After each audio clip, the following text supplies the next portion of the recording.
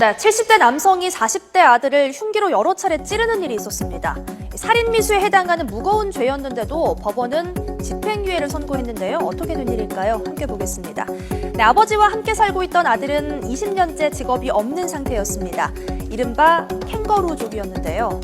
대학을 졸업하고도 취업할 생각을 하지 않고 나이든 아버지에게 용돈을 받아쓰고 있었던 겁니다. 그러던 중 아들은 아버지에게 돈을 마련해주면 지방에 내려가서 독립해서 살겠다라면서 제안을 했고요. 아버지는 본인 소유의 건물을 세놓고 아들과 함께 지하방으로 이사를 합니다. 네, 아들이 지방에 내려가기 전까지 함께 살기로 한 건데요. 여기에다 아버지는 이 지하방의 소유권도 아들에게 내어줍니다. 그런데 철없는 아들, 독립할 생각은커녕 지하방을 담보로 금융기관에서 3,900만 원의 대출을 받습니다. 게다가 비좁은 집에 여자친구까지 데려와서 아버지는 자리를 자주 비워둬야 했습니다. 졸지에 노숙인 신세가 된 아버지, 술 먹고 홧김에 범행을 저질렀다고 합니다. 재판부는 고령의 아버지를 부양해야 할 아들이 반인륜적인 행동으로 먼저 범행 동기를 제공했다면서 아버지가 실형을 면하도록 선처했습니다.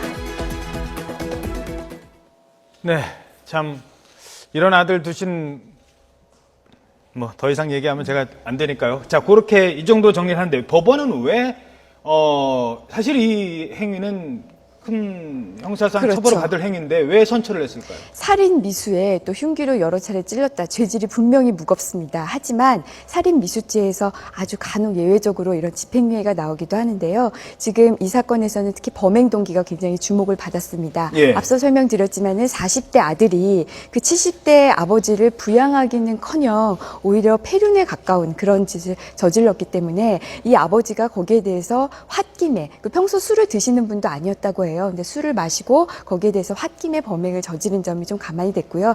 가장 큰 제가 본 그 참작 요인은 아들이 이제 건강이 회복됐고 예. 또 아들이 아버지의 처벌을 원하지 않았습니다. 피해자가 처벌을 원하지 않는다는 게 좀 굉장히 중요하거든요. 그 외에도 아버지가 굉장히 고령인 점 그리고 초범인 점 또 둘 사이가 피해자와 가해자 사이가 아버지와 아들 사이잖아요. 네, 그렇다면 이제 법원에서도 어쨌든 아들이 처벌을 원하고 있지 않으면은 원만한 그 가정 생활을 위해서 이제 많이 그 형량을 좀 낮춰주는 편입니다. 그런 여러 가지 요인들이 작용해서 집행유예 판결이 나왔습니다. 아버지가 휘두른 게 흉기긴 하지만 나는 그걸 회초리로 생각한다.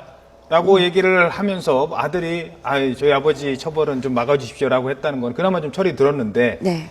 철이 안 든 아들 자식 둔 부모들도 많잖아요. 그렇죠. 이 정도로 속이 썩인다. 그러면 일단 소유권 이전해 준 일단 지하방 그러니까 술김에 아들을 폭행한 거는 그건 잘못된 것이라면 네. 이런 아들 둔 부모는 집은 어떻게 돌려받아야 됩니까? 이런 경우는?